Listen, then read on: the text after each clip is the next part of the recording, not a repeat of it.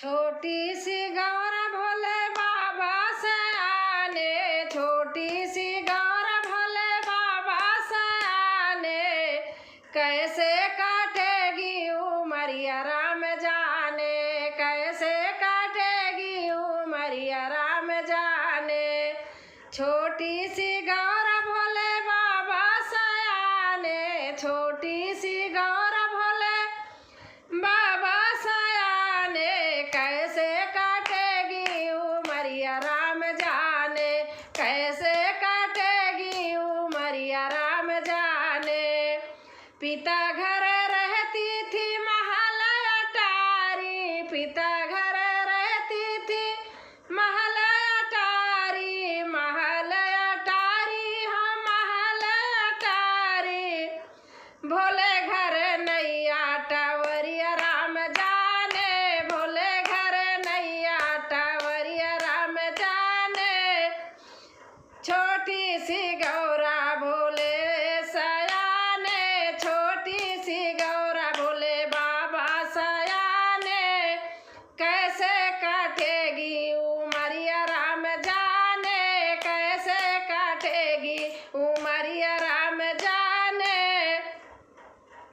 छोटी सी गौर भोले बाबा सयाने, छोटी सी गौर भोले बाबा सयाने, कैसे काटेगी उमरिया राम जाने, कैसे काटेगी उमरिया राम जाने।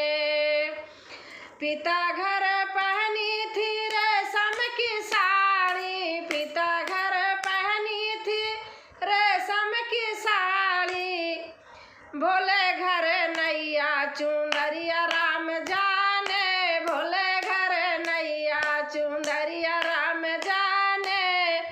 छोटी सी गौरा भोले बाबा सयाने, छोटी सी गौरा भोले बाबा सयाने, कैसे काटेगी उमरिया राम जाने, कैसे काटेगी उमरिया राम जाने। छोटी सी गौर भोले बाबा सयाने, छोटी सी गौर भोले बाबा सयाने, कैसे काटेगी उमरिया राम जाने, कैसे काटेगी उमरिया राम जाने।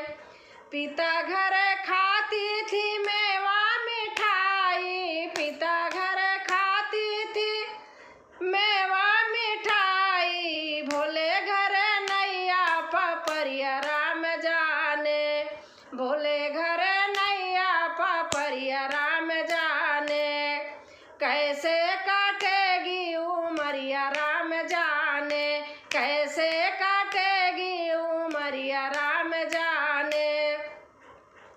छोटी सी गौरा भोले बाबा सयाने, छोटी सी गौरा भोले बाबा सयाने, कैसे काटेगी उमरिया राम जाने, कैसे काटेगी उमरिया राम जाने। छोटी सी गौरा भोले बाबा सयाने, छोटी सी गौरा भोले बाबा सयाने, कैसे काटेगी उमरिया राम जाने।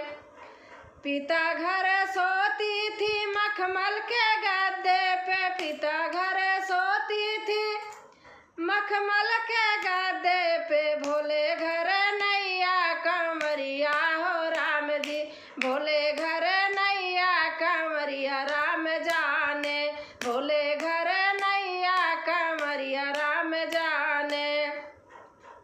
पिता घर सोती थी मखमल के गद्दे पे, पिता घर सोती थी मखमल के गद्दे पे। भोले घर नैया कंवरिया राम जाने, भोले घर नैया कंवरिया राम जाने।